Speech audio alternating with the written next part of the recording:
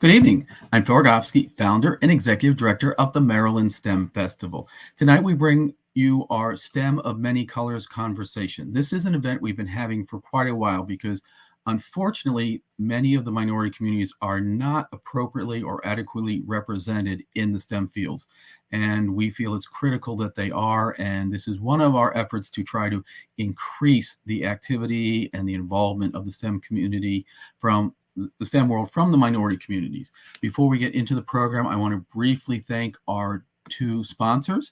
One is New Wave Foundation, and the other sponsor is Wendy Slaughter Real Estate. So we thank them very much for sponsoring this program. We're going to start tonight with some brief comments from Tanya Terrell from BG&E. She is their Director of Corporate Community Impact. She oversees their existing workforce development and corporate relations efforts throughout Central Maryland, with a renewed effort on enhancing the company's impact on underserved communities, which is critical and, as we said, something that we are very much behind. She works with the team to establish key external partnerships, such as those with historically Black colleges and universities, which we have a great relationship with, especially Morgan State, and we work with all of them, and other anchor institutions in Central Maryland on substantive long-term programs with community and business impact. So I will turn it over to Tanya for some brief comments. Sure. Thank you so much, Phil, and thank you for having me join the STEM Festival this year. As Phil mentioned, my name is Tanya Terrell, and I'm the Director of Corporate Community Impact at BGE. And I'm really thrilled to be here today to talk more about careers in STEM, which vary greatly, especially in this region. And actually, our region is ripe for middle skill careers in STEM, as well as for occupations in STEM that require post-secondary opportunities. I want to take a few minutes to talk with you this evening about workforce development, which is a significant priority for us at BG&E. And our workforce development effort is quite grounded in equity. It is an important value for our work in the community. And I'd like to say that it's an important value for the workforce development ecosystem across Central Maryland. But before I do, I wanted to start with a brief background about BG&E. We are more than just a utility bill. We're more than just a delivery system for gas and electricity. We were founded in 1816, and we are the largest gas and electric provider in Maryland. We serve more than 3 million electric customers across Central Maryland. In fact, we're in 10 different counties through Maryland. And we have a workforce of about 3,200 people. And most of you probably experience our crew and operations folks, the folks that you see at the meters or in repair, particularly responding to storm and other sort of natural disasters or crises or storms. That is the majority of our workforce. But then we also have those who are in the back office doing a variety of different jobs just to make sure that the business is running smoothly. BGE has more than 200 years of service serving Baltimore community, and we've had a long-standing commitment to our community and to our customers. It is actually our commitment to our community that makes sure that we are very intentional and deliberate about having a very diverse workforce that represents the community we serve. So as we prepare to talk about STEM careers for students and people of color, I actually want to talk about that work within the context of the work that we're doing at BG&E. So our community efforts are executed through corporate community impact, which is the area that I manage for the company. And that integrates our corporate relations and workforce development efforts into a comprehensive strategy that really focuses on deepening our relationship and our impact in the communities that we are serving. There are 3 critical levels for us related to community change. One is building relationships with nonprofit and community partners. So even in this forum today, it's really critical that we have a relationship with folks like Phil and others who are into exposing this sort of opportunity and STEM awareness generally into the community.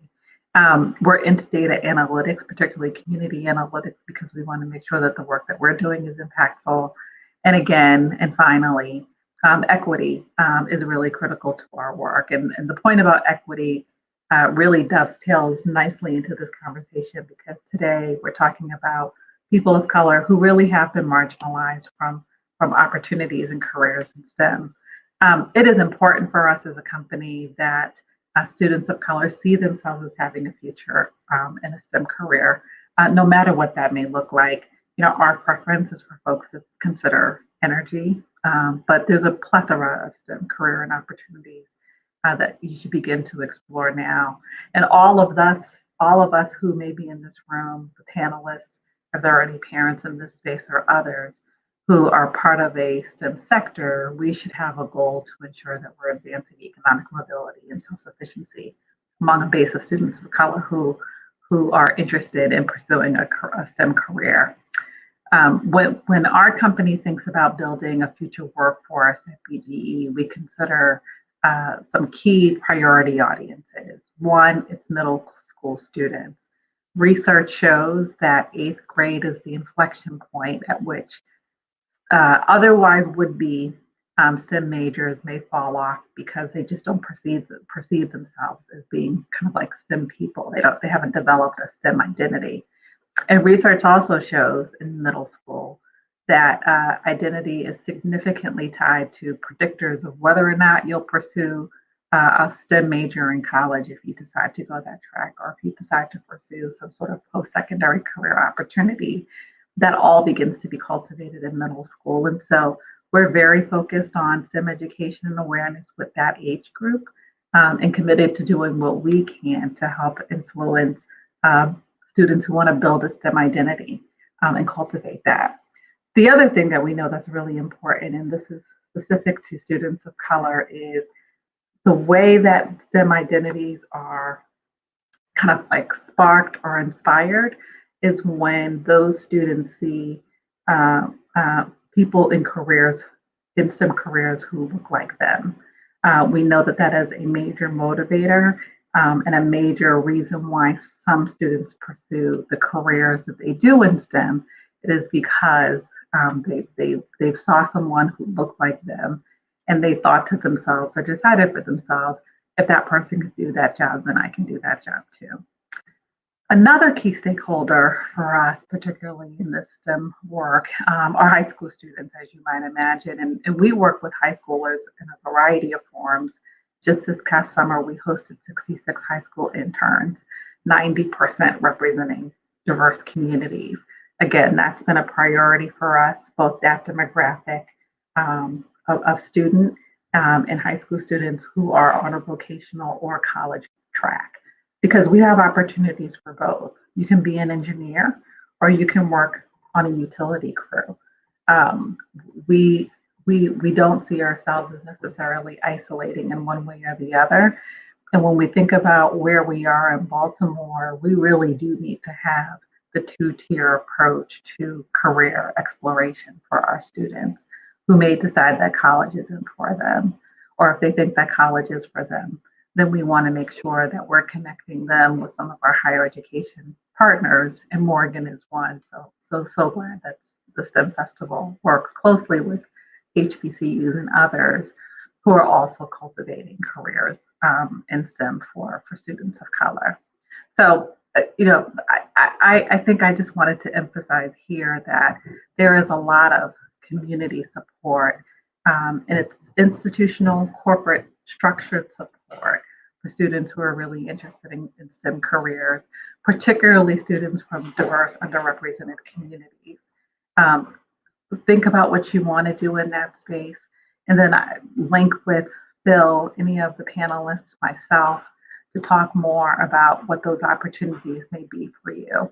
We want you to help you develop a STEM identity, to see yourself in a potential STEM career, which has, again, just a number of opportunities in this region and beyond. So thank you for the time this evening, Phil. I've enjoyed being here and happy to listen to the panel and conversation that continues after my remarks.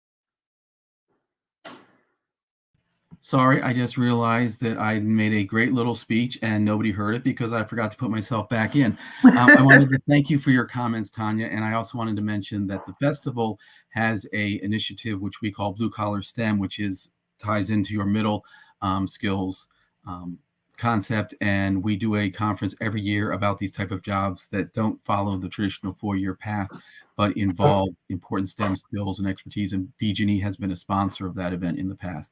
So we thank you for that support. We thank you for your comments, and sorry for this no, that's okay. I figured that you would come back eventually. Yeah, I was talking and didn't realize I hadn't streamed myself in. So thank you again, and now we'll get on to our panel. Thank you. Thank you. All right, so we have a panel of esteemed STEM professionals who will be talking about their careers and their roles in STEM.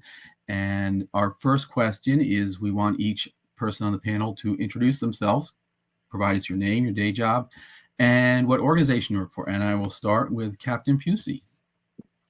Hello, good afternoon, everyone. I'm Captain Pusey for St. Sacara.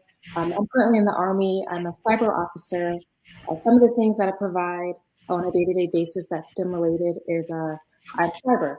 So I manage roughly 90 civilians and service members in the Army community, also supervise them that conduct cyberspace operations for the Army. So that's from giving coaching, giving leadership advice, and just ensuring that they're doing their job to help protect the country. Okay, thank you. Mitra, please introduce yourself. Hi, everybody. My name is Mitra. I'm a software engineer at Google on Search.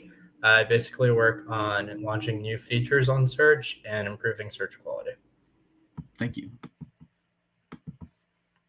Johnny, we'd like to hear a little bit about you. Sure. Hi, my name is Gianni, and I'm an engineer at the Johns Hopkins University Applied Physics Laboratory. And as the name entails, I solve a lot of hard physics problems to help in multiple things, such as like space or missile defense to protect the country and so on. Thank you. Oops. All right, I'm not sure where Michelle is. Carl, please introduce yourself. Hi, good evening. My name is Carl Benz. I am the Future Talent Program Specialist for Merck Animal Health for the U.S. So I oversee our national internship program, our rotational program, and our diversity, equity, and inclusion partnership. Okay. So now I'd like everybody to tell us a little bit more about what your day involves, what you do as your job. Carl, we'll start with you. Carl, you still there? Oh, it looks like Carl froze. So let me go to, oh, oops. Carl, did you freeze? All right, can you hear me? I can hear you, yes. We'd like you to go into a little more detail about what you do during the day, your typical activities, functions, and so forth. Yeah, absolutely. So most of my day is what I would call science communication. So working with our team members across the country on what are their talent needs, whether it be with our research and development division, our animal health manufacturing division, or just kind of also support our sales and marketing function too. But communicating the vision of Merck Animal Health to the future talent of the world. So I spend a lot of my day planning out schedules for what are we going to need on our different sites. So do I need to go find someone with a specialty degree in bovine nutrition, or do we need someone in poultry health or swine health? Or do we need to go find some mechanical engineers for our manufacturing division? And so I partner a lot with universities, diversity organizations, particularly ones like Minorities in Agriculture, Natural Resources and Related Sciences. We also work with organizations like NACME, National Action Council for Minorities in Engineering, organizations like that, NSBE. So really just sourcing talent and also working with our organization on communicating who we are, what are we about, and why should folks want to come into this space. And And so I get to travel around the country or locally here in Maryland, speaking with students, faculty members at universities, pretty much anyone we would consider an external stakeholder to talk about the needs that we have within Merck Animal Health. Okay. And I'm guessing you probably work also with the organization that we sort of met through Manners. Oh, it looks like did you freeze again? Yes, absolutely. Former national, yes, we work. Manners is a national partner for us, and actually, Phil, 5 years ago this week, we did our first Maryland STEM Festival event at the University of Maryland East here today. Taking it more Maryland specific, in my previous roles, I was the founder of the Junior Manners Leadership Institute, which focused on minority high school students, getting them exposed to careers in agriculture, food sciences, and natural resources. That program reached over 1,000 students across the state. And then we also brought the World Food Prize Youth Institute to Maryland, which the World Food Prize is essentially the Nobel Peace Prize for agriculture, and they have a youth component. And so we were the first ones to bring that program to Maryland and have youth from all across the state go to meet with luminaries from around the world, research scientists, and we even sent several abroad to work at world-class crop science and animal science research facilities. Great, thank you. Johnny, can you talk a little more about what you do during the day? Or I know there's no such thing as a typical day, but what kind of activities and functions you do during your day? Absolutely, yes. So as a senior engineer at APL, I tend to coach and train a lot of younger STEM professionals. This could range from, you could name it, mathematicians, physicists, and engineers. And what we typically try to do is to figure out what type of new solutions or innovative solutions we can come up with for some really hard problems that someone else may have. For example, some of the typical things we get to do is we get to work with a lot of data. And that could be from anything. It could be, for example, like the data you get from a dashboard, or it could be the data you get from like a Nintendo or similar device, and try to make sense of that data, right? Like you just have like your ones and zeros or files that have an enormous amount of size, and then we try to figure out, okay, what is insightful out of this, and what do you need to know from those insights? Other things that I get to do are improve algorithm architectures and design. So that is, say, for example, you may have a system that may do something X, let's call it, and we tend to look into it, try to optimize it so that if it can do more things, or if it can be utilized for things that it wasn't designed to be used for, then try to figure out what needs to be done so that it can also tackle that as well. We ideate and learn constantly. So as Phil said, there's never a similar day for me. Other things involving that is to ideate with like lots of teammates from across groups and disciplines, so that we can figure out, okay, if there's a new technology that's coming out, what do we need to learn and catch up with so that we can be better at it? So as a STEM professional, that's one of the most important and critical things I would say, that if you go through a 4-year or 5-year college career, or if you do anything else in life, learning constantly is one of the core and key attributes that you should have to constantly learn and adapt to the ever-evolving technology field. Absolutely, thank you. Mitra, can you talk about what a typical day is like when you get to your desk, either at home or in the office? Yeah, it is at home right now. But yeah, to dispel a myth, I don't spend that much of my day coding every day. I do have some time where I have to, implement some change to search and see what kind of effect that has. But a lot of my day is really spent working with other people. We have a lot of different parts and different types of jobs of people working on search. So I spend a lot of my time working with people like user researchers or product managers to understand kind of the problems people are facing, how we can better help them, and looking at iterating on our ideas and looking at how they're helping or hurting people and how we can fix these problems. Great, thank you. Captain Busey, can you talk a bit about what you do during the day when you get to your desk? And Yes. So obviously, I make sure that my soldiers and civilians are prepared and readily available to work. It's a big team, so we have intelligence officers and NCOs, analysts, operators, cyber exploitation analysts, and you muted yourself. my apologies. So Okay. I'm just making sure that they are where they're supposed to be to conduct offensive and defensive cyberspace operations. We provide training for them so that they stay on their P's and Q's to ensure that they're able to do the activities and tasks that they're assigned. And is most of your team stationed locally, or are they all over the world? All over the world. Okay, great. That must add an extra challenge. There is, but thanks to teleworking and virtual communications, it's easy. Great. So the next question is, tell us how long you've been in your current job. What do you like most about your job, and what could you live without? I'm going to start with you, Captain Busey. Okay. I've been doing this for 18 years. As a cyber officer, 6 years. What I enjoy, taking care of soldiers and civilians, actually seeing the results of the events that we are, or tasks that we are given on a day-to-day, whether it's planned or last minute. It's amazing to see what our soldiers and civilians can do for any particular mission or operation.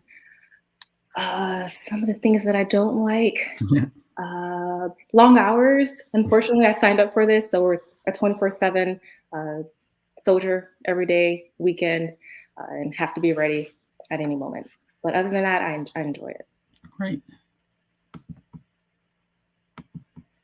Mitra, can you talk about how long you've been in your job, what you like about it, and what you could live without?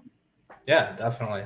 I've only been at this job for about 3 months, and the rest of the questions are kind of tough because I do like a lot of things about it.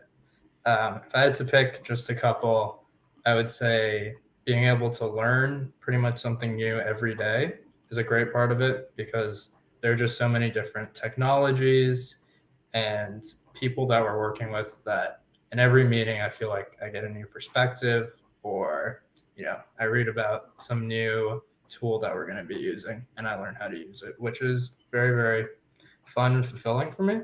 Mm-hmm. I also like being able to work on a product that so many people use and that is able to help so many people find information that they need. One thing that I would say I don't like is, or I won't say don't like, but that I'm getting used to, is kind of the amount of like kind of hoops you have to go through to do things. Like there are actually a lot of processes for submitting code or getting things approved. And I think in the long term that ends up helping and improving the quality of the things, but it's not something you're necessarily used to as like a new engineer. Mm-hmm. Now, you said you've been in your job for about 3 months. What were you doing before your current job? I was a student before that. Oh, okay. So this is your first job out of college. Yes. Great. Thank you. Johnny, can you tell us how long you've been in your current job, what you like most about it, and what you wouldn't mind seeing go away? Absolutely. I've been at APL for almost 11 years now. Throughout those 11 years, I've moved through several positions. So I started more as an analyst, then I did some hardware, RF engineering. Then after that, became a supervisor for radar test and evaluation. Now I'm doing supervisory labors as a sensor data analytics. And the thing I like the most, and I agree with Mitra, is learning constantly, using everything I know from STEM to continue to be successful at at finding solutions and solving problems. there's always something new, right? Like recently, I've been learning about blockchain technologies, for example. That's an area that is really bringing a lot of disruptive and innovative concepts to play. The one thing I dislike, and I would say that it's something that it's kind of like I just have to adapt to it. Is through the last year and a half, I haven't been as successful as being able to meet in person with a lot of other teammates, and we've adapted trying to go virtual. And there's a lot of stuff there that we're learning, stuff that we're doing okay, stuff where we could improve, but it doesn't quite, at least for me, it doesn't quite beat the being in person and capitalizing from what everyone's thinking. So we're trying to do our best, leveraging a lot of different virtual platforms to try to make the most out of. But that would be the one thing that currently I'm still trying to improve at. Great, thank you. Carl, can you talk about how long you've been in your job, what you enjoy the most, and what would be better not part of your job? Yeah, so I came over from higher education, which I was in for 7.5 years. So I've actually only been with the company with Merck Animal Health for 6 months. So what I love about it is the pride in the science that we do. So science-backed innovation, the collaborative spirit, and the willingness of people to, we try to operate as a very flat organization. So there, you don't have to go through a large hierarchy to talk with senior leadership. We try to eliminate as much bureaucracy as possible. What do I like least about it? While we try to eliminate as much bureaucracy as possible, with 60,000 employees, it's very hard to do that. And sometimes we get very siloed. And so there might be cool innovation happening over here in manufacturing, and they haven't talked to R&D about it, and nobody's talked to the marketing people. So, it's kind of there's a lot of communication breakdowns, but I think that provides one, job security, because I was brought in to help fix some of that, but also a constant challenge every day. So, while I might like it the least, it still provides me an opportunity to, showcase my skill set, but also it's a rewarding challenge when we can eliminate some inefficiencies and maybe get a product to market faster or a campaign out more effectively. And hold on a second, I will get to you. Where were you at? Which higher education institution were you at? And so most recently, I was at Penn State University as the Agriculture Center of Excellence coordinator. So I was helping them set up that center for their Small Business Development Center, working with food producers during the pandemic. And before that, I was 6.5 years at the University of Maryland, Eastern Shore. Great, thank you.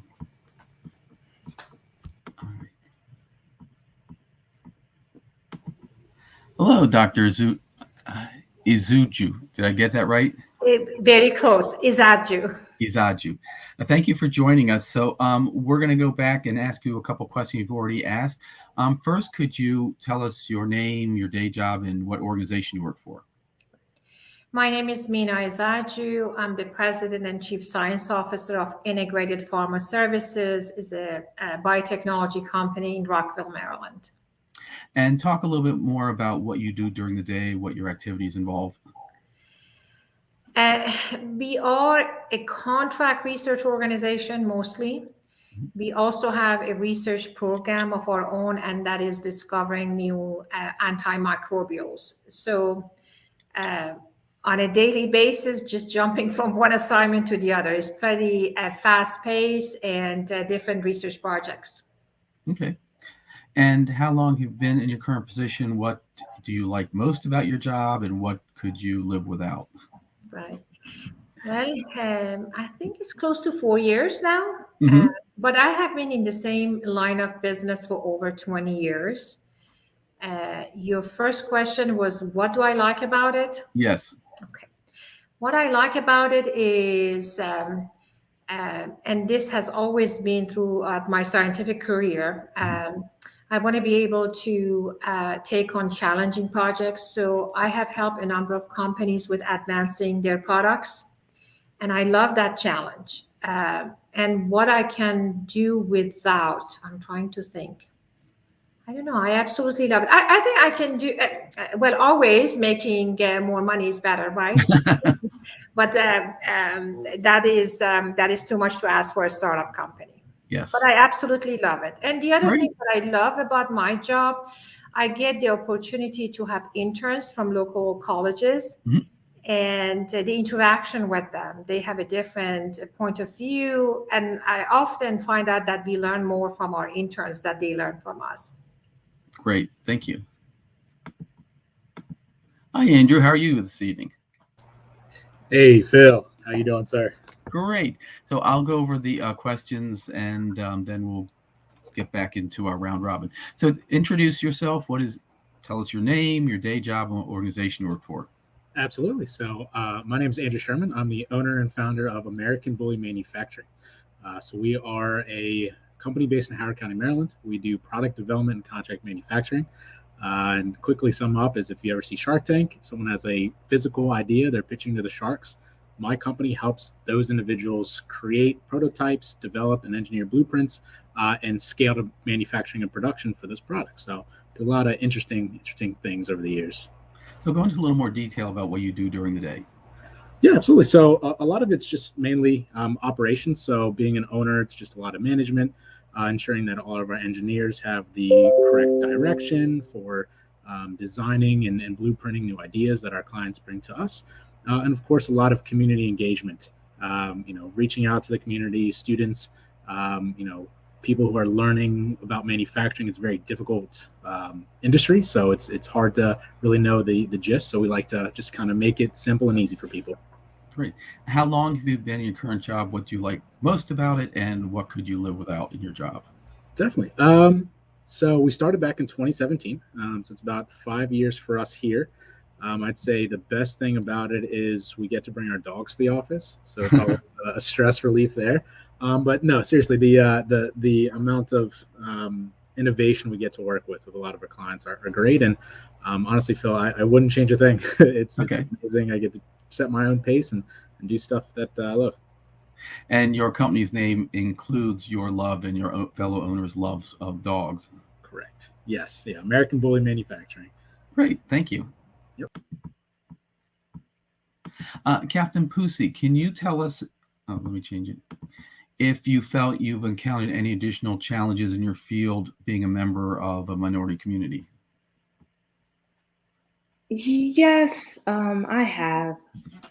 Unfortunately, like while we're having this, you don't see a lot of minorities in the STEM type of environment or fields or job roles. So it's always awesome or good to see someone else that is a minority or someone that you can look up to for mentorship to improve or develop that internal relationship. So there are some struggles. We're working on it. All right, great. Mitra, do you feel, and the answer can be no, that you've encountered any additional challenges in your field being a member of a minority community? Yeah, I think that I'm lucky in a lot of ways that I haven't, to my knowledge, experienced any like explicit discrimination or like explicit racism in the workplace. But I do think that just mentally, it is difficult sometimes to not see people who are like you in the kind of job that you want to do. Thank you. Johnny, I'd like for you to address the same question. Sure. So what I've faced, I would say, is slightly perhaps different, and that's mostly because early on, my first language was Spanish, right? So try to like catch up, and sometimes like not being able to quickly tune in a different language with my peers.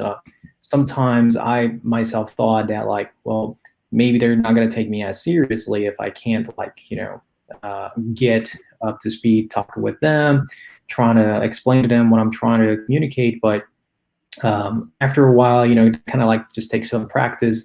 it may have impacted a bit of the belonging aspect that I felt at the workplace itself. Thankfully, I had a really good support system of mentors and other peers that they were very patient and really helped me kind of like coach and get up to speed with them and overcome those.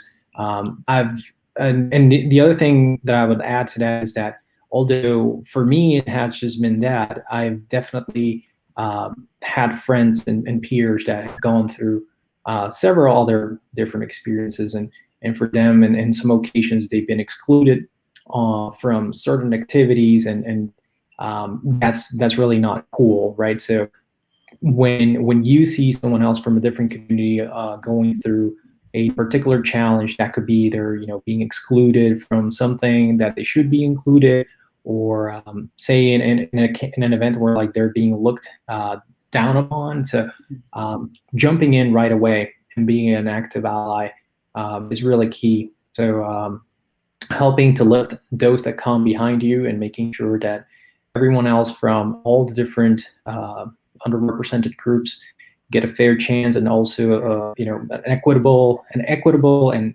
equal treatment is really, really key to make sure that they continue to strive. Great, thank you. Carl, do you feel that in your career, both and in academia, you've encountered any additional challenges being the member of a minority community?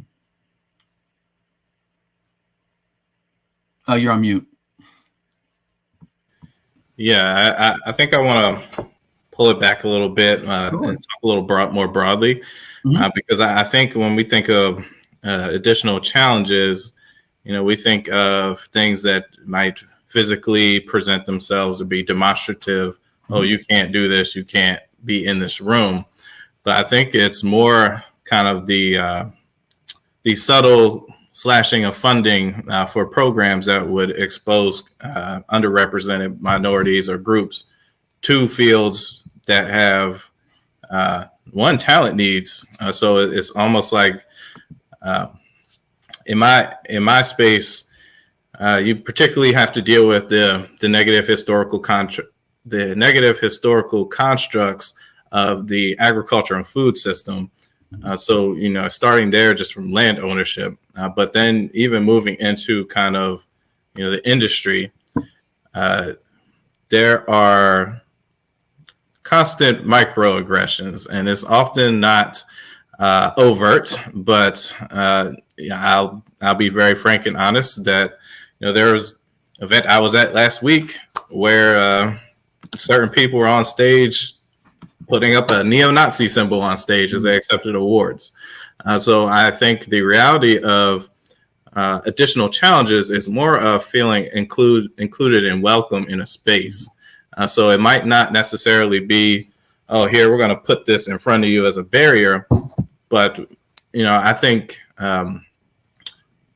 for example, like the Maryland STEM Festival, that's opening access and providing opportunities and exposure is so critical. And we want to make sure that everybody feels welcome and included in these spaces, and can also show up as their authentic selves. And, as we talk about what we need for the future,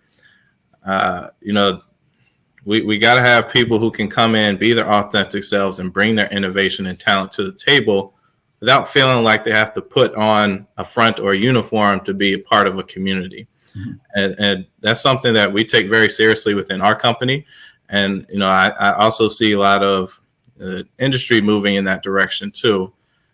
So challenges, yes. And I think it's more, though, removing those barriers to access, those barriers to exposure, and providing not just information, but a pathway to opportunity. Great, thank you.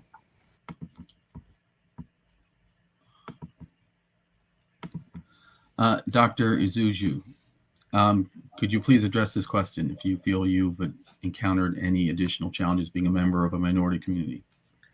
By challenges, I assume you're referring to discrimination, right? Or if you want to term it that treatment. way. And again, the answer can be no. Right.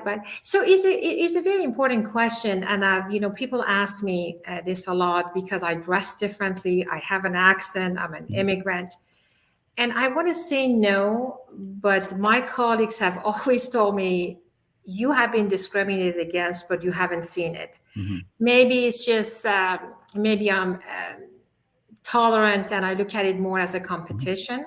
Mhm. But I also wanted to say this. I think people think differently, people look at other people differently, but we just have to learn to work with what is available to us and make this a better place, hopefully, in the future. For the next generation, I think things are a little bit better. The new generation is more tolerant of skin color, religion. For us, decades ago, it was difficult. I have been asked the question, "You're a good scientist. Why do you dress like that?" Right?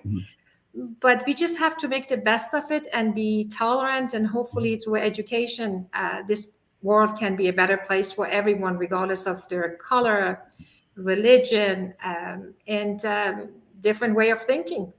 Okay, great. Thank you. Andrew, can you please address this question? Yeah, absolutely. So I think definitely the minority issue has always been again something it's rare to experience it firsthand.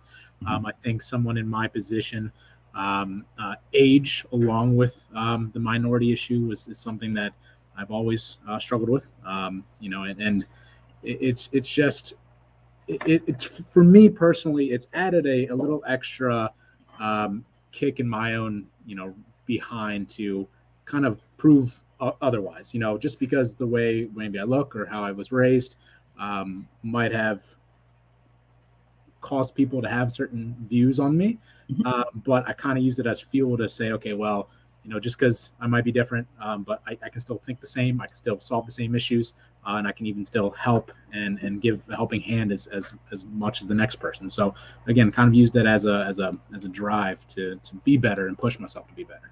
Great. And the next question is, talk a little bit about where you grew up, why you chose the field that you entered, and what first interested you about STEM.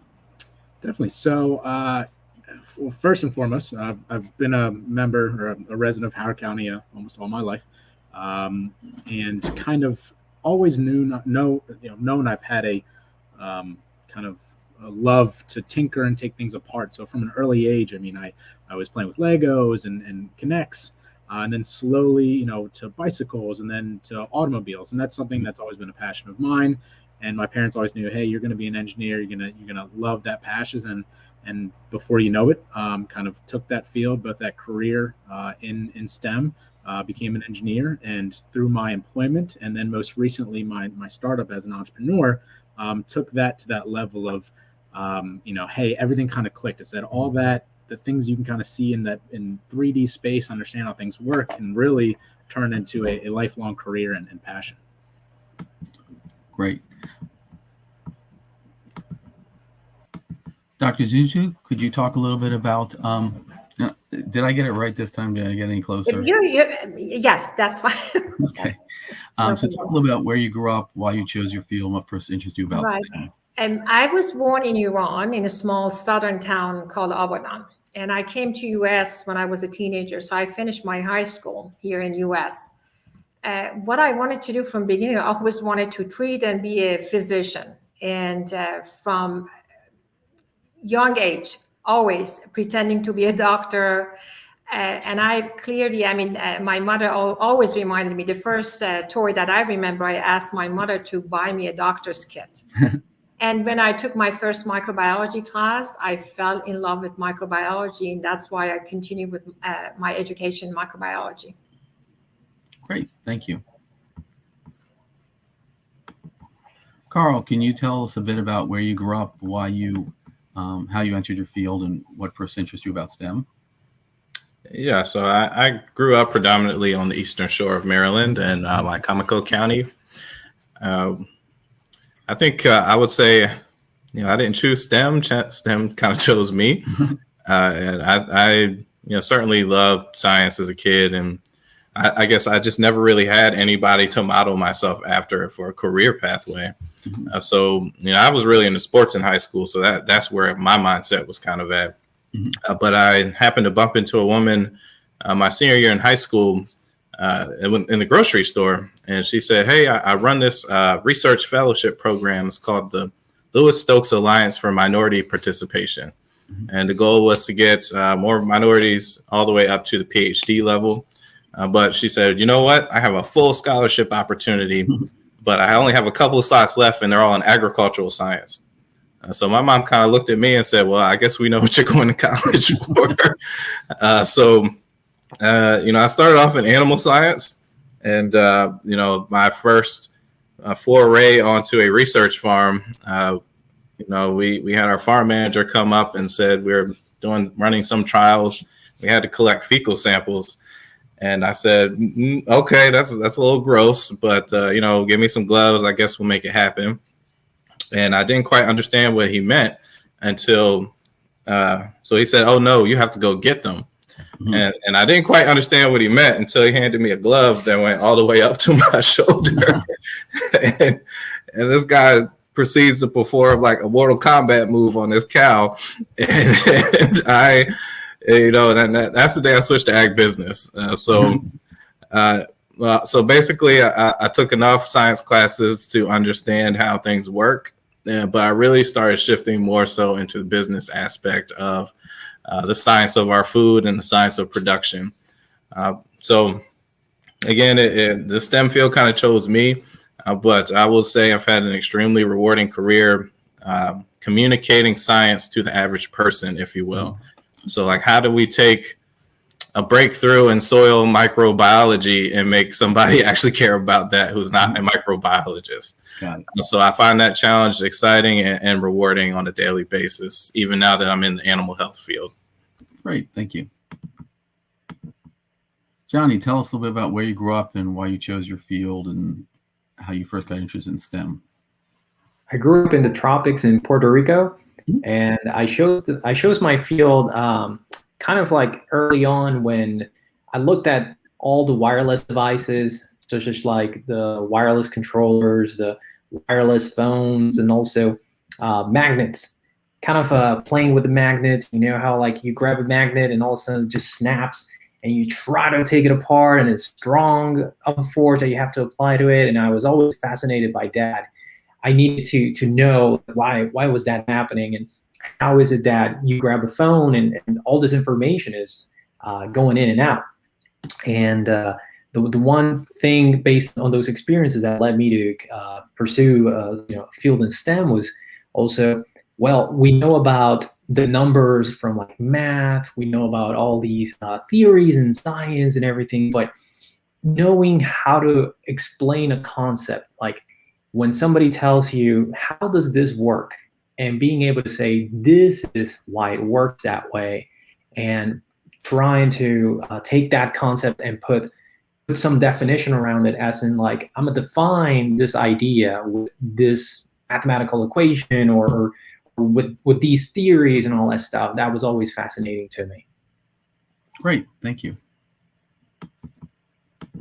Mitra, can you tell us a little bit about where you grew up, why you got interested in STEM and the field that you're in? Yeah, definitely. So I grew up in South Florida in Broward County. And I think I've always been interested in STEM from when I was a kid. I was always like fascinated by animals and, like watching shows like Mythbusters, for example, where they like made big explosions and stuff. I always loved doing that. And as I grew up, I started getting more interested in it as a career field. My high school had an engineering program that I was really active in, and that also really helped instill that interest. But I kind of decided that I was more interested in software engineering and coding and building stuff like websites than physical engineering. Just because it was a little more, I guess, focused directly on users. Like I get to hear a lot about how people are using our products and kind of talk with them about how we can improve them, versus something like engineering, a building or something. You don't get to talk to the people who are going to be living there as much necessarily. So that's kind of why I decided to focus on software. Okay, great. Captain Pusey, can you tell us where you grew up and why you chose your field, how you got interested in STEM? Yes. My family was also a background. My dad was a Marine. So family from Japan, not Japan, but grew up in Japan and also resided here in Maryland, Upper Marlboro. But family was also Jamaican. So in high school, it was, go to school, and I was put into a technology program, science focused. So I did a little bit of that, but then joined the military right after. And interestingly, was in the supply realm and then became an engineer officer. So I kind of led into that. And then after that, I was like, okay, if I can be an engineer, then, I can try for cyber. And I had a mentor that was like, hey, you should try, put a packet in for that. So that worked out, became an electronic warfare officer. And I thought it was kind of cool to deny things from happening and do great things. So that's Great. So the last question for everyone, and I'll start with you, Captain Pusey, is what would you say to encourage a student, particularly some from your community, to enter your field? I guess how like everyone says, you can do anything that you want to do. I think it's always good to have mentors or a support team. You might not know everything, so don't go in thinking that you have to understand everything. If you're willing to study and be passionate about it, you can do it. Okay, great. Thank you. Mitra, same question. What would you say to encourage a student, particularly one from your community, to enter your field? Yeah, I would definitely echo that. Don't be afraid. A lot of it is about learning. Like, I think we've all been saying that we learn something new every day. Even people who have been working in this field for years. So if you're passionate about it and you're excited to learn new things, you should definitely go for it. And I would also say that there are a lot of opportunities using technology to help people. That's always been something really important to me because I feel like I was given a lot of really good opportunities that helped me get to where I am today, and I'm always looking to give back. And I think technology gives us the opportunity to work on something we really enjoy and also give back to the world. Great, thank you. Oops. Johnny, what would you say to a student, particularly from your community, about why they should think about entering your field? Yeah, it's a constantly learning field. You're going to learn a lot. Capitalize on your your teammates' ideas. Tell them, hey, what do you think about this? Hear what everyone else has to say. Find the unexpected while talking with the others and building things. Finding something that no one ever has done before, or perhaps improve something that everybody thought that couldn't be improved. That's one of the most rewarding things that you could do throughout your entire career. So that's what I would say. Okay, excellent. Carl, what would you tell a young student who is thinking, or you'd like to encourage them to enter your field? Yeah, I would say we often tell young people, or we ask them, what do you want to be when you grow up? And it's so hard to answer that question because one, the pace of technology and innovation, what you want to be may not exist yet. And it's very hard to project yourself or see yourself in a certain place. And so I always encourage students to think about, instead of thinking about what you want to be, think about what problem you want to solve. Mm-hmm. And inevitably, that will drive you to your passion. And a lot of times people say, oh, I want to end hunger, or I want to make sure people have, safe food and fiber. I want to make sure that nobody's has malnutrition or is malnourished. So I often use that to say, well, then you need to be in agricultural sciences because while we commend our doctors and medical professionals and people who are saving lives, if you want to save millions of lives, develop a new crop that can feed people in a sub-Saharan climate, or develop a new cultivar that is nutrient rich and has much needed vitamins and minerals in it. So that's usually how I frame it, so people stop thinking about it as kind of your individual sows, plows, and cows, but more so, how do you want to change the world and stop people from going hungry? Great, thank you very much.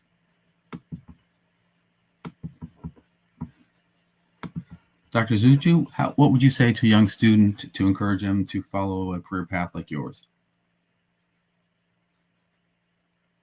You're on mute. I am in a scientific field, so this is what I would say to a young student. Science is for everyone, and science is all about learning. But regardless of what field they would choose to continue their education, that sense of social purpose and the empathy has to be there. And with science, every day, learning something new and innovation is what personally keeps me going. So that's what I would say. Self-confidence, social purpose, being passionate about what they're doing, and they're going to do a great job. Okay, great. Thank you. Andrew, you have the last comment. All right. Yeah. I mean, I honestly, I think everyone's hit it on the head. But one thing I wanted to point out is, of course, again, the passion. Finding what you love to do and keep trying different things. I know being young is tough. There's a lot of pressure of, hey, you need to have your stuff figured out. This is the path you need to take.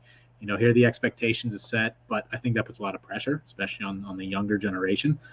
So I think, try different things. Find something again that you find passion. Maybe there's a problem you've seen, from an entrepreneurial standpoint of, how do you see something that you can help change, maybe for the better, and really put that drive and that passion and that love for something that has that benefit, both could pay out for a long-term career or just to make you feel good, and do it to the best of your ability. Don't be afraid to take risks. And if that doesn't work, try the next thing on your list. Just keep rocking through until you find that thing that you absolutely love, that drives you to be the best person you are and makes you happy.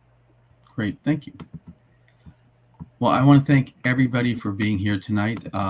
Someone said in a similar program we did for girls that you can't be what you can't see. And the purpose behind this is to show minority students that there are professionals from their communities, from their field, in fields that they can be a part of, and that we want to inspire them to do so. And that we hope tonight, as well as in the future for whoever gets to see this program, that there is inspiration for these kids. And I think that the group we have tonight is a collection of great role models for minority students and for all students to enter STEM fields. So again, thank you very much for being here tonight. Hope to see all of you and work with all of you again in the very near future. Thank you. All right, have a great